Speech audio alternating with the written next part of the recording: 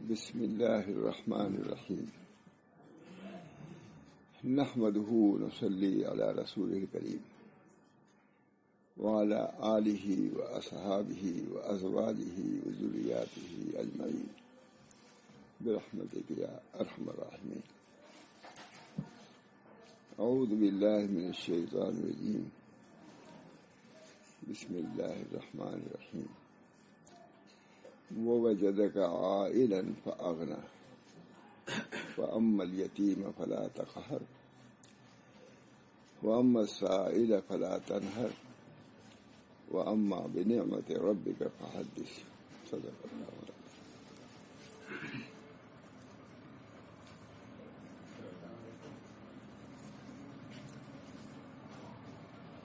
سورہ والضحیٰ کی چند آیتیں تلاوت کی ہے، اس میں یہ ہے ووجدک عائلا فاغنا،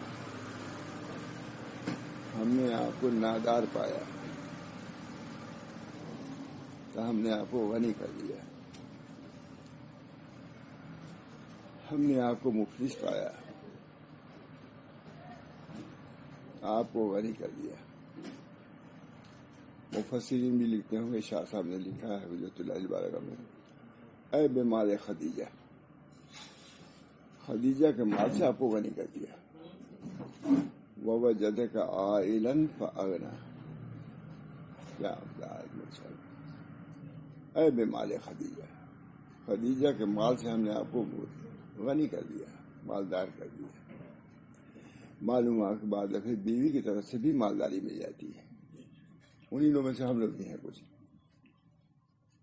سب انہیں کا ہے، بیویوں کا سب کوٹھی اچھی سب بیویوں سے. وہ وجہ دیکھا لیکن کیا ہے اس کا حق کیا ہے؟ جب یہ ہے فَأَمَّا الْيَتِيمَ فَلَا تَقْهَرْ وَأَمَّا السَّائِلَ فَلَا تَنْهَرْ. جب یہ ہے تو شکر بھی ادا کیجیے، کسی یتیم کو دھکے نہ دیجیے، اسے ترشوئی نہ اختیار کیجیے. آپ یتیم رہ چکے ہیں، غریب بھی رہ چکے ہیں. وَأَمَّا الْيَتِيمَ فَلَا تَقْهَرْ. آپ کسی جب آپ کے ساتھ معاملہ اللہ تعالیٰ نے لوگوں کا کرایا تو آپ کے سامنے اگر کوئی یتیم آئے تو اس کو جھڑکیے نہیں، اس کا پاس و لحاظ کیجیے. باپ اس کا نہیں ہے، اس کے سر پر ہاتھ رکھیے. تو حدیثوں میں اس کی فضیلتیں آئی ہیں. یہ سب اخلاقیات ہیں، اور نبی کو ان چیزوں سے گزارا جاتا ہے. یہ تربیت ہے اللہ تعالیٰ کی. نبی کو بغیر تربیت کے نہیں چھوڑا. آج ہم چاہتے ہیں کہ بغیر تربیت کے سب کچھ ہو جائے. تربیت ضروری ہے. نبی کی جب تربیت کی ضرورت ہوئی تو پھر دوسروں کو کیا ہے. اب آدمی سمجھتا ہے کہ ہم نے اتنا کر لیا اب ہو گئے. نہیں بھائی، کمال تک پہنچنا بہت مشکل ہے. اللہ تعالیٰ پہنچائے، کوشش کرو. وَأَمَّا الْيَتِيمَ فَلَا تَقْهَرْ وَأَمَّا السَّائِلَ فَلَا تَنْهَرْ. کیونکہ سائل کو بھی آیا، یتیم کو جھڑکیے نہیں. وَأَمَّا السَّائِلَ اور سائل کو جھڑکیے نہیں ہے. بہت عمدہ. یہ سب تربیت ہے، تربیت خداوندی ہے اپنے نبی کو. تو میں اس پرکار ہے وَأَمَّا السَّائِلَ فَلَا تَنْهَرْ. اور یہ ہے وَوَجَدَكَ عَائِلًا، اسی پہ لکھا ہے وَوَجَدَكَ عَائِلًا فَأَغْنَىٰ. آپ کو عائل پایا، نادار پایا، مفلس پایا تو ہم نے غنی کر دیا. یہاں نام خدیجہ کا نہیں لیا ہے. شراح حدیث لکھتے ہیں مفسرین اے بے مال خدیجہ، خدیجہ کے مال سے اسی صورت پیدا ہوئی کہ جو سب سے امیر ترین عورت تھی حضرت خدیجہ، امیر ترین. سب لوگ کوشاں تھے ان سے شادی ہو جائے.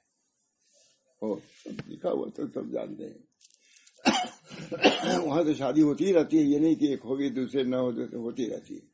حضرت خدیجہ کے لیے بہت سے ہمارا طالب تھے کہ ہم نکاح کر لیں. حضرت خدیجہ نے تجارت میں ان کو شریک کیا، حضور صلی اللہ علیہ وسلم کو بھیجا، ان کو بہت زیادہ معاملہ فہم بھی پایا اور معاملے کے اعتبار سے اچھا بھی پایا، اور خود انہوں نے درخواست کی یہ حضرت خدیجہ، یہی ان کی زیرک ہونے کی علامت ہے۔ کتنی زیرک تھی کہ حضور صلی اللہ علیہ وسلم کو انہوں نے قبول کر لیا، اور ان حضرات نے بھی قبول کر لیا، جبکہ وہ 40 سال کی تھی اور نبی اکرم صلی اللہ علیہ وسلم 25 سال کے تھے، لیکن چونکہ اللہ تعالیٰ کو ان سے بھی کام لینا تھا، پہلے ہی سے بہت زیادہ وہ کھانا کھلاتی تھی، طعام ان کا خاص ہے، کوئی چیز ہوتی کھانا کھلاتی تھی، اونٹ ذبح کراتی تھی، گائے ذبح کراتی تھی، تقسیم کرتی تھی۔ اللہ تعالیٰ کو یہ پسند ہوا، اللہ تعالیٰ نے ان کو نبی اکرم صلی اللہ علیہ وسلم کے نکاح میں دے دیا۔ تو کتنی خدمت کیا انہوں نے، کوئی تصور بھی نہیں کر سکتا، کوئی تصور، پوری کتاب میں بھاری پڑی ہے کیا انہوں نے کیا، میں کہاں سے سناؤں گا۔ بہرحال حضرت خدیجہ کو متعلق بیان کرنا ہے کہ یہ کتاب مل گئی، بہت اچھا ہے۔ اس وقت مجھے یہ بیان کرنا ہے کہ حضرت خدیجہ رضی اللہ تعالیٰ عنہ پہلے ہی سے طالب خدا تھی، میری نکاح سے پہلے ہی طالب خدا تھی، نہیں میں مطلب کہ حضور کی نبوت سے پہلے ہی طالب خدا تھی، جہاں سے اس کو لکھا ہے، عام طور سے نہیں لکھا، میں نے کہا کہ طلب پر بیان کرنا ہے۔ حضرت خدیجہ نکاح کے بعد برابر اس زمانے کے متلاشیان راہ حق اور معاہدین خصوصاً اپنے چچادار بھائی ورقہ ابن نوفل اور زید کے پاس جاتی رہتی تھی، نکاح سے پہلے ہی جاتی، بھائی کچھ بتلاؤ۔ جیسے نبی اکرم صلی اللہ علیہ وسلم نبوت سے پہلے متلاشی تھے، وہ وجد کا عائل ہے، وہ وجد کا والدن فہدا، یہ حضور صلی اللہ علیہ وسلم کا ہے۔ جیسے عائل تھے حضور صلی اللہ علیہ وسلم نادار، اسے طالب خدا بھی تھے، وہ وجد کا والدن متلاشی حق کے آپ کو ہدایت دے دیا، وہ نبوت دے دیا۔ تو دونوں میں ابھی کا یہ حال تھا، یہ دیکھنا رہا مجھ کو، جیسے حضور صلی اللہ علیہ وسلم نبوت سے پہلے متلاشی تھے حق کے، اسے حضرت خدیجہ بھی دیکھیے مناسبت ہوئی، پہلے سے مناسبت، یہ میں دیکھنا چاہتا ہوں کہ نبی اکرم صلی اللہ علیہ وسلم پہلے ہی سے متلاشی حق تھے، اور ادھر حضرت خدیجہ بھی متلاشی تھی، اپنے چچا وغیرہ کے جاتی تھی کہ حق کیا ہے، اور حضور صلی اللہ علیہ وسلم کی عمدہ عادات و اطوار و اخلاق کریمہ کا کر کے یہ جاننے کی کوشش کرتی رہی کہ کیا یہی نبی آخری زمان، کیا یہ متلاشی تھی کہ یہ جو ہم سے نکاح ہوا ہے یا نکاح ہونے والا ہے تو یہی نبی آخری زمان، تو یہ نہیں ہے، یہ بھی ان کی زیرکی کی بات ہے، یہ کوئی نہیں لکھتا بتانا، نبوت کے بعد کا واقعہ لکھتے ہیں، لیکن نبوت سے پہلے کیا تھا یہ ہمیں عبرت کے لیے سنا رہا ہوں کہ اللہ تعالیٰ جب کوئی چیز دیتے ہیں تو پہلے طلب دیتے ہیں، نبی کو بھی طلب دیا، وہ جدہ کا والدن فہدا، آپ کو ہم نے حق میں متلاشی سرگرداں پایا، آپ کو ہم نے تعلیم پایا تو آپ کو ہدایت کا دروازہ کھول دیا، نبوت دے دیا۔ خدیجہ کو تعلیم پایا تو نبی کو دے دیا، نبی کو متلاشی پایا خود اللہ نے دے دیا نبوت، اور ان کو تعلیم پایا تو نبی کو دے دیا۔ یہ میرا بیان کرنے کا مطلب یہ ہے، طلب خدا ہے، نبی نے بھی طلب کیا، خدیجہ نے بھی طلب کیا، اللہ تعالیٰ نے دونوں کو طلب کو قبول کر لیا۔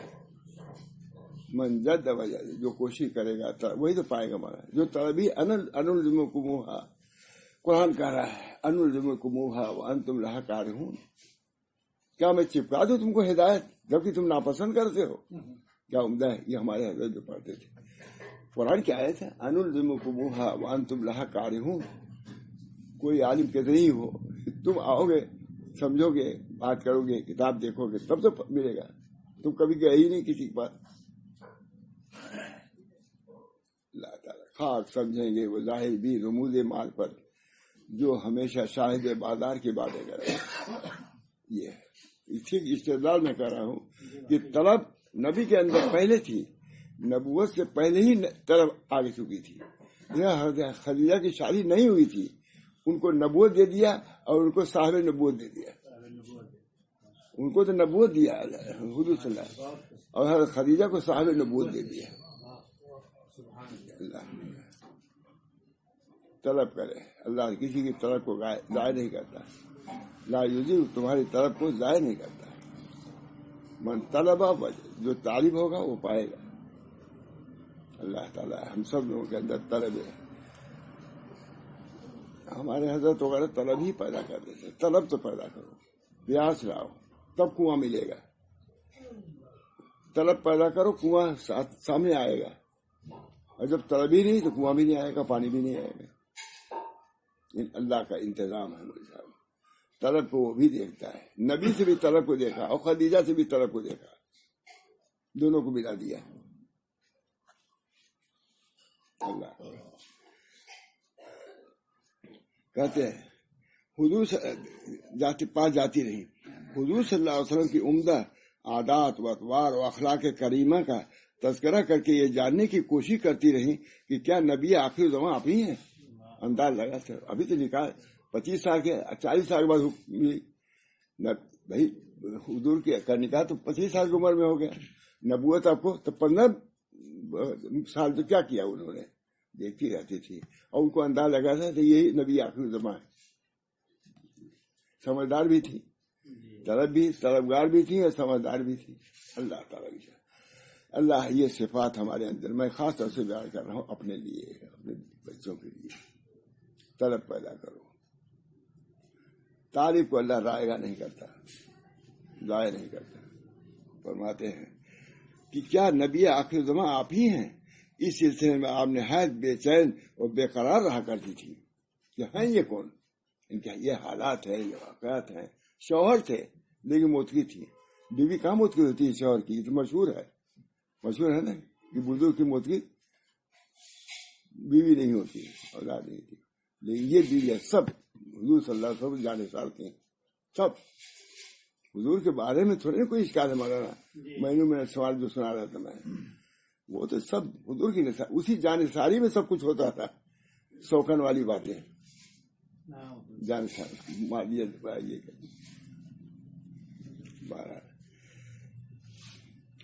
زید ابن روایت کرتے ہیں خدیجہ بارہا ورقہ ابن نوفل کے پاس جاتی, چچا تھے ان کے. آنکھ متعلق دریافت کرتی. ورقہ جواب دیتا کہ وراہ حاضر نبی امت الذی بشر بہ موسیٰ. میرا گمان یہی ہے. وہ کہتی تھی تو وہ کہتے تھے, بہت بڑے عالم تھے یہود یا نصارہ کے. میرا گمان یہ ہے کہ یہی وہ نبی ہیں جس کی حضرت موسیٰ اور حضرت عیسیٰ علیہ السلام نے بشارت دی. بنی لٹو وہ جا پوچھی تھی آخر کون ہے, تو انہوں نے کہا مجھے کچھ اندازے سے لگتا ہے یہی نبی آخر زمان ہے. ایک روایت میں یہ ہے کہ ایک مرتبہ حضرت خدیجہ نے ورقہ سے جا کر آپ کا حال بیان کیا تو ورقہ نے ایک قصیدہ پڑھا جس کے بعد اشعار یہ ہیں. یہ خدیجہ بار بار میرے پاس آتی ہے کہ میں اس کو خبر دوں کہ جبریل آپ کے پاس اللہ کا پیغام لے کے آئیں گے کہ آپ لوگوں کی طرف نبی بنا کے بھیجے گئے ہیں. حالانکہ مجھ کو غیب کی کچھ خبر نہیں, لیکن اندازہ معلوم ہوتا ہے کہ ان کے پاس آئیں گے جبریل. میں نے خدیجہ کو جواب دیا کہ عجب نہیں کہ جس کی تو امید کرتی ہے اللہ اس کو پورا کرتا ہے. حضرت خدیجہ نے خود کہا کہ مجھے امید ہے کہ ایسا ہوگا. اتنی زیرک عورت.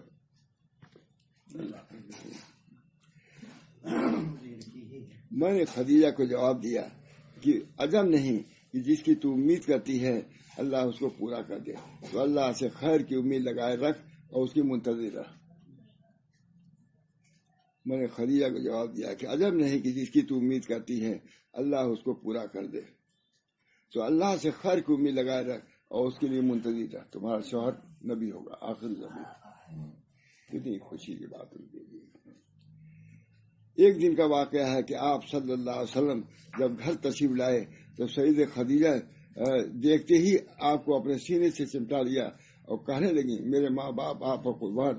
اس وقت میں نے یہ عمل صرف اس لیے کیا ہے, مجھے اس کی پوری امید ہے کہ وہ نبی غالباً آپ ہی ہیں.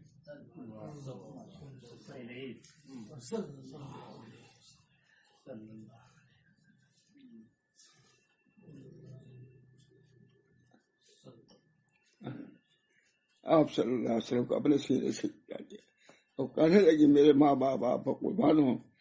اس وقت میں نے یہ عمل صرف اس لیے کیا ہے کہ مجھے اس کی پوری امید ہے کہ وہ نبی برابر. اتنی زیرک عورت, اللہ تعالیٰ نے پھر سنبھالا، انہوں نے نبوت ملی تبھی سنبھالا، جس کی عنقریب بعثت ہونے والی ہے، یہاں تک کہا انہوں نے۔ لہذا اگر نبی مبعوث آپ ہی کی ذات اقدس ہے تو میری یہ درخواست ہے کہ آپ میرے حق کو یاد رکھیں، میں بیوی ہوں، دعا کرائیے۔ میری یہ درخواست ہے کہ آپ میرے حق کو یاد رکھیں اور اس خدا سے جو آپ کو مقام رسالت و نبوت سے سرفراز فرمائے گا میرے لیے دعا کریں۔ یقین ہو گیا نا؟ تب ان پر ختم کیا جانا اپنی کتاب کو۔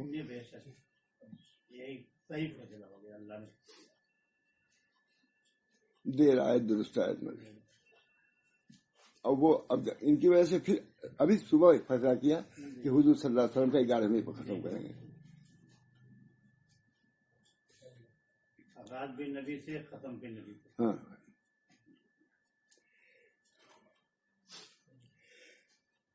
میرا حق یاد رکھیے۔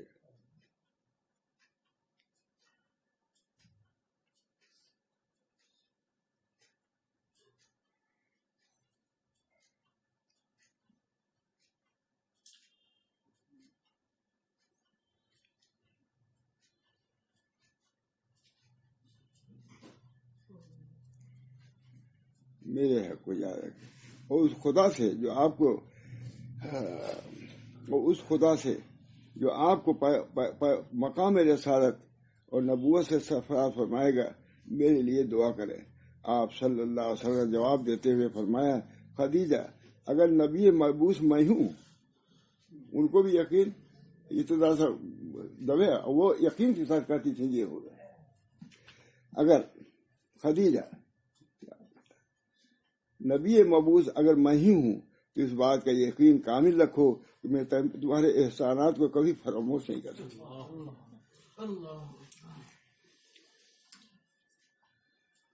اور جس نبی کی بعثت کا انتظار ہے اور میرے علاوہ اگر کوئی اور ہوا تو بھی یقین رکھو کہ جس خدا کو راضی کرنے کے لیے تم یہ اچھے کام کر رہی ہو تمہارے ان کاموں کے اجر کو ہرگز ضائع نہیں کرے گا۔ میں ہوا تو میں تو کروں گا، دوسرا بھی نبی آئے گا تو وہ بھی کرے گا تمہارے ساتھ۔ حضرت خدیجہ نے جس شوق و ذوق و فضائیت کے ساتھ حضور اقدس صلی اللہ علیہ وسلم سے نکاح کیا تھا اسے بعثت سے پہلے بھی پوری طرح نبھایا، چنانچہ نکاح کے مان بعد ہی انہوں نے اپنے پورے اساس البیت اور تجارتی سرمایہ کا آپ کو مالک مختار بنا دیا۔ کب آپ کا جو وہ وجہ ہے آئے انتفاع بنا، اے میں مال خدیجہ۔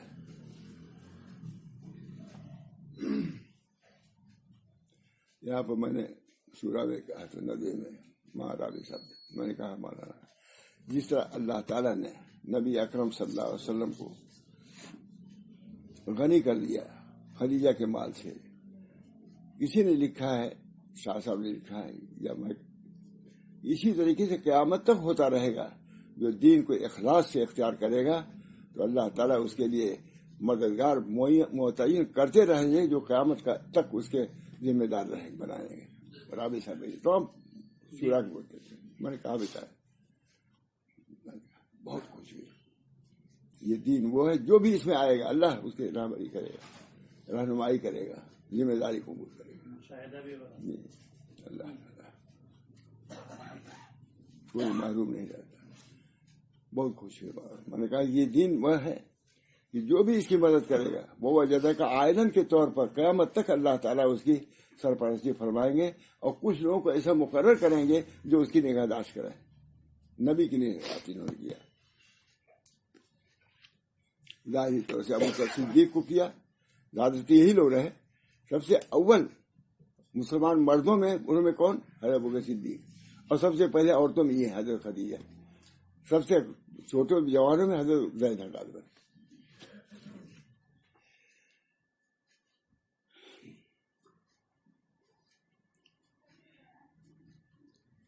کوئی ایسا کام اس کو نہ کرتی جس سے آپ کا دل میلا، حضرت خدیجہ کوئی ایسی بات نہیں کرتی تھی جس سے دل آپ کا میلا یعنی مقدر ہو، اور قلب اطہر پر غبار آ جائے، یہ بھی نہیں چاہتی تھی، سمجھ گئی تھی کہ نبی ہونے والے ہیں۔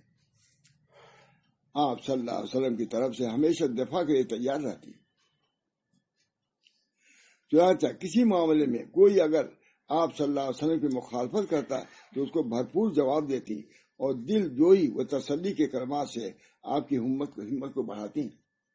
اسی بیوی بے شک نبوت کا زمانہ جب قریب آ گیا اور تبان آپ صلی اللہ علیہ وسلم کو خلوت و تنہائی محبوب ہوئی تو آپ صلی اللہ علیہ وسلم کا معمول بن گیا کہ مکہ مکرمہ سے 3 میل رومال نہیں لگایا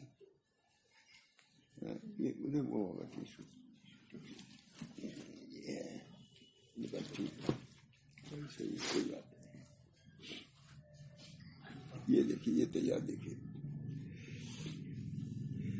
بے شک نبوت کا زمانہ جب قریب آ گیا اور تبان آپ کو خلوت و تنہائی محبوب ہو گئی. خوب بغیر خلا ہے نا، اللہ تعالیٰ نے محبوب بنا دیا خلوت کو. کیا ہوا تو آپ کا معمول بن گیا کہ مکہ مکرمہ سے 3 میل کے فاصلے پر واقع جبل نور کے ایک غار حرا میں چلے جاتے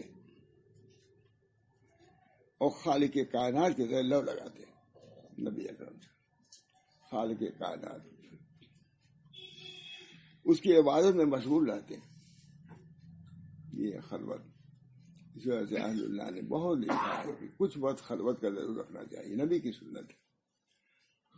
میں ختم بخاری میں اس کو بیان کرتا ہوں کبھی کبھی کہ بخاری ختم کر رہے ہو، اللہ تعالیٰ کے بندوں نے خلوت اختیار کیا ہے، کچھ سوچا ہے، اپنے غور کیا ہے.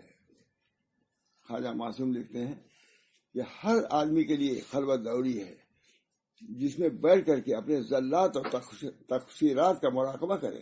میری کمیاں کمالات کا نہیں، یہ نہیں کہ میں وہ ہوں کچھ نہیں، اس سے کچھ ملے گا نہیں. اپنے زلات اور تقصیرات کا مراقبہ کرے. یہ کمیاں ہمارے اندر، جب کمی سمجھو گے تب تو دور کرو گے. جب پہلی مان لیا کہ ہم سب کچھ ہو گیا ہے، کچھ نہیں ملے گا، وہاں کچھ نہیں ملے گا. وہاں تو عاجزی کی قدر ہے. اس بازار کی کا سمن جو ہے عاجزی. العجز و فخری، نبی اکرم صلی اللہ علیہ وسلم فرمایا کہ عاجزی میرے لیے فخر ہے. فخر کی بات ہے کہ اللہ نے مجھے عاجز بنایا. ظاہر کہ عاجزی سے سب کچھ ملتا ہے.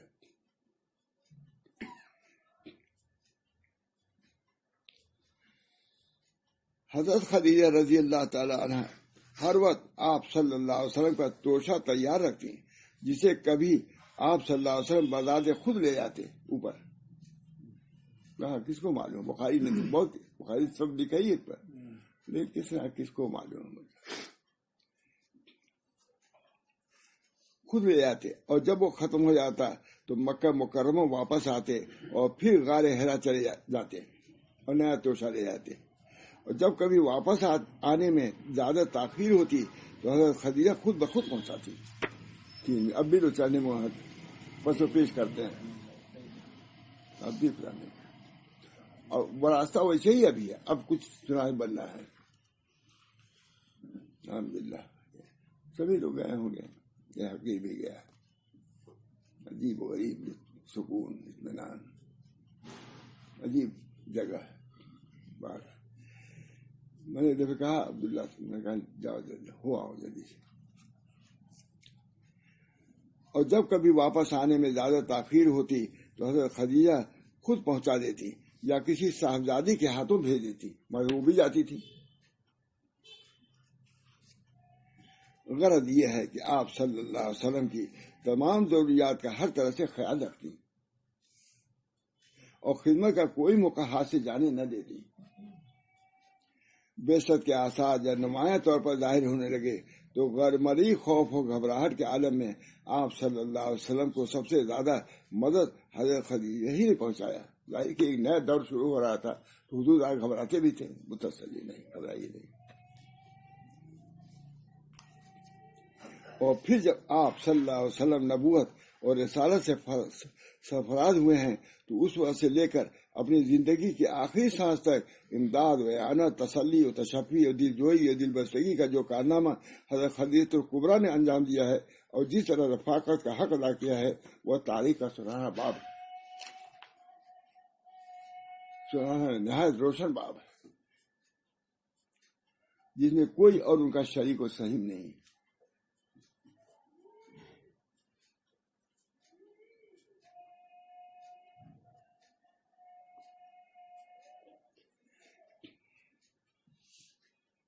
رسول اللہ صلی اللہ علیہ وسلم کو جب غار حرا کے مقدس غار میں رسالت سے سرفراز فرمایا گیا اور حضرت جبریل امین نے آپ صلی اللہ علیہ وسلم کو پہلی وحی پہنچائی، اس حیرت انگیز واقعہ سے آپ صلی اللہ علیہ وسلم کی طبیعت پر شدید اثر ہوا. زملون تو کاپنے لگے.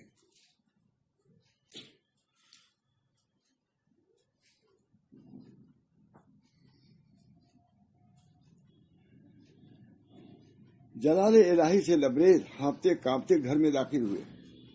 ہانپتے کانپتے اور سیدہ خدیجہ سے فرمایا کہ زملونی زملونی، مجھے چادر اڑا دو، مجھے چادر اڑا دو. اور سیدہ خدیجہ نے آپ صلی اللہ علیہ وسلم کو چادر اڑا دی.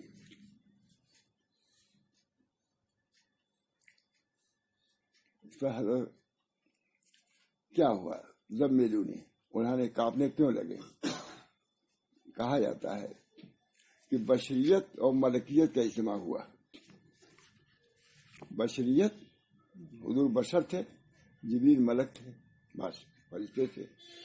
دونوں کی اجتماع کی وجہ سے بشریت کانپ گئی.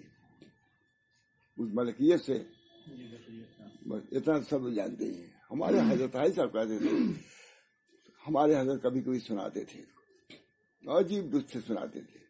مولانا قاسم صاحب مولانا ابھی روایت میں دیکھ لیجیے گا، بہت دن بات سنی. اس میں یہ ہے کہ جبریل سے ہم نے کیا کہا؟ ملکیت سے مرعوب بشریت ہوئی. کہا کہ نہیں، یہ نہیں ہے. حضور کی ملکیت اس وقت بھی غالب، مطلب کہ جبریل کی ملکیت سے مرعوب نہیں ہوئے، بلکہ اپنی صورت دیکھا کہ میں اس درجے پہنچ گیا، اس وجہ سے کانپنے لگے. سہار نہیں ہوا. کہا جس طریقے سے فرمایا، جس طریقے سے کوئی بکری کا بچہ ہو، وہ شیر کا بچہ ہو اور بکریوں کے ساتھ رہتا ہو. شیر کا بچہ، یہ حضرت عائشہ سنتے تھے، بد کرتے تھے. میں ٹھیک سے نہیں بیان کر سکتا ہوں، لیکن سمجھ میں آ جائے گا کچھ نہ کچھ. ارے مجھے دادا بیوی ساگ دیکھا، عادت دیکھتے نہیں جی. یہ سنتے تھے جس طریقے سے بکری، شیر کا بچہ ہو اور بکری کے لیول میں رہتا ہو، اگر اتفاقاً وہ دریا کے کنارے پانی پینے چلا جائے اور اپنی صورت دیکھے، تب کیا کرے گا؟ دیکھا ارے میں تو شیر ہوں، بکریوں میں کہاں پڑا ہوں. اسے دھاڑے گا، تب بھاگیں گے سب لوگ. کہے گا میں شیر. وہ اپنی صورت دیکھ کر کے مست ہو جائے گا کہ میں شیر ہوں. اسی طریقے سے اگر کوئی خوبصورت عورت ہو، نہایت خوبصورت، اور بالکل دیہاتیوں میں رہتی ہو، اس کو معلوم ہی نہیں کہ کیا خوبصورتی، آئینہ بھی نہیں دیکھا اس نے. اگر کبھی اس کو آئینہ ہو جائے، مل جائے اور اپنی صورت دیکھے گا تو وہ ناز و انداز اسی وقت شروع کر دے گی. اسی نبی اکرم صلی اللہ علیہ وسلم کفار عرب کے جاہلوں میں تھے، اپنی حقیقت ان کو معلوم نہیں تھی. جب معلوم ہے کہ مجھ کو نبوت ملی، مست ہو گیا، کانپنے لگے. حضور پر حضور کی حقیقت غالب ہو گئی. سمجھ گئے؟ مجھے تو میں نے بیان کہتا ہے کہ جبریل کی ملکیت غالب ہوئی حضور کی بشریت پر، یہاں خود حضور کی بشریت پر غالب ہو گئی. میں اور رسالت اس وجہ سے کانپنے لگے. سمجھ گئے نا؟ مست کرتے تھے. دیکھے امیر روایت میں جھومتے تھے، کہتے تھے بھائی وہ سناؤ، وہ سنا. حضرت عائشہ پاک بہرحال نبی اکرم صلی اللہ علیہ وسلم ازواج مطہرات میں سے کیسے کسی تھی حضور کی. میں نے سنا ہے خاص طور سے کہ رفیق حیات حضرت خدیجہ آپ کو صحبت بخشنے اور آپ کی بے قراری اور بے چینی کو دور کرنے کے لیے پورے عدم حوصلے سے یوں گویا ہوئی، پناہ بخدا، اللہ آپ کے ساتھ ایسا نہیں کرنے والا ہے، کیونکہ آپ سے رحمی کرتے ہیں. یہ زیرکی کی بات ہے. آپ ذرا محتاجوں کی حاجت روائی کرتے ہیں، مہمان نوازی کرتے ہیں، مخلوق کے مسائل میں مدد کرتے ہیں. بخاری کی ایک دوسری روایت میں ہے کہ حضرت خدیجہ نے فرمایا آپ سچی بات کرتے ہیں اور امانت ادا کرتے ہیں. اب یہ صفات محمود ہوئی گی نہیں، اس کی بنا پر یہ آپ کو رسالت ملی ہے. اتنی بڑی بات میرے ساتھ.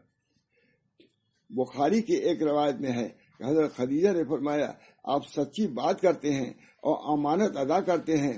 جس نبی نے حضرت نجیب سے کہا میں اپنی جان کا خوف محسوس کر رہا ہوں تب حضرت خدیجہ نے طرف پر کہا ہرگز نہیں، قسم بخدا اللہ آپ کو کبھی رسوا نہیں کرے گا. جی جی علی نے وزن لکھا ہے زیرکی کی بات کہا، سنبھال دیا حضور کو، آپ کو کبھی ضائع نہیں کرے گا. لکھا سیدنا عبد القدوس کا وہی نے بہت کہتے ہیں کہ عنوان الباطن الظاہر و عنوان الباطن. یہ ظاہر آپ کا جب ایسا ہے تو باطن بھی، جب ظاہر آپ کا اتنا اچھا ہے تو باطن بھی آپ کا اچھا رہے گا. اس وجہ سے آپ خوف نہ کیجیے. اس سے استدلال کیا ہے حضرت سیدنا عبد القدوس کا وہی فرماتے ہیں کہ حضرت خدیجہ نے استدلال کیا یہ کہ ظاہر و عنوان الباطن، جس کا ظاہر یہ آداب ہے تو باطن میں اللہ تعالیٰ اس کو گمراہ نہیں کر سکتا اور اس کی حفاظت کرے گا. یاد آ گیا مجھ کو اللہ کے حضرت سیدنا عبد القدوس. بہرحال نبی اکرم صلی اللہ علیہ وسلم کی زائد مطہرہ قابل اقتداء ہے. بہت لکھا مجھ صاحب قبول اسلام ہے. بعد میں کہوں گا اللہ تعالیٰ ہم سب لوگوں کو ان حضرات صحابیات کے آداب سے، ان کے اخلاق سے، ان کے کمالات سے ہم کو، ہماری عورتوں کو متصف فرمائے. سمجھے کہ ایسی بیوی بھی ہوتی ہے، ایسی زیرک بیوی ہوتی ہے، ایسی بااخلاق بیوی ہوتی ہے، ایسی جانثار بیوی ہوتی ہے. یہ ہمارے لیے، ہماری عورتوں کے لیے سنت ہے کہ نہیں؟ سب کے لیے سنت ہے. ان چیزوں کو اختیار کرو. دوسری عورتیں کی پڑھو گی لکھو گی تو بد اخلاقیاں آئیں گی. ان حضرات کی سیرت پڑھو گے اور پڑھو گی تو انشاءاللہ العزیز اپنی اصلاح کی بھی فکر ہوگی، اطاعت آئے گی، فرما برداری آئے گی، اچھے سلوک کرنے کی عادت پڑے گی.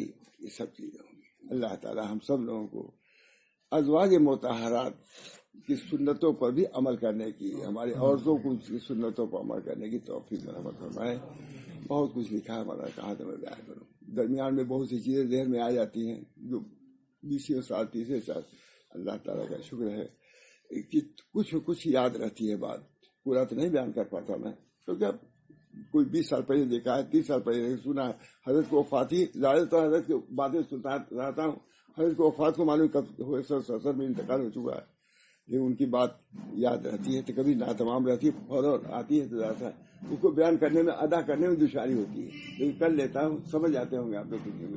اللہ تعالیٰ مجھے بھی ان بزرگوں کی ترجمانی کی صحیح توفیق مرحمت فرمائے اور ان کے اخلاق، ان کے معاملات کو اختیار کرنے کی توفیق فرمائے. دعا بھی کریے اللہ تعالیٰ. اللہم صلی